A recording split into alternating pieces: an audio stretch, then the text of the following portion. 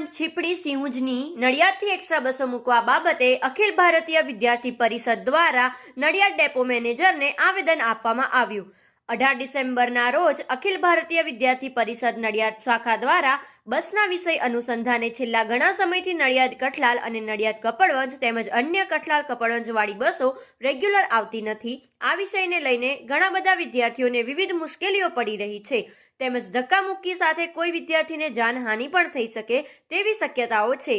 આ સિવાય ઘણી બધી બસોમાં જબરજસ્તીથી વિદ્યાર્થીઓને ભરવામાં આવે છે। બસની કેપેસિટી કરતાં પણ વધારે વિદ્યાર્થીઓને લઈ જવામાં આવે છે। જો આ વિદ્યાર્થીઓને કંઈ પણ થશે તો તેની માટે જવાબદાર કોણ હશે?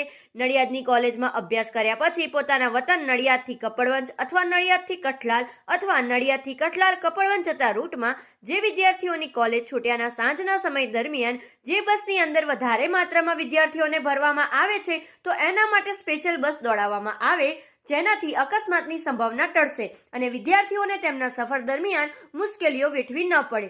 આ તમામ માંગણીઓ એબીવીપી દ્વારા કરવામાં આવી હતી। જો આ બસો એક અઠવાડિયાની અંદર મૂકવામાં નહીં આવે તો વિદ્યાર્થી પરિષદ આનાથી પણ ઉગ્ર આંદોલન કરશે જેની સંપૂર્ણ જવાબદારી જે તે પ્રશાસનની રહેશે।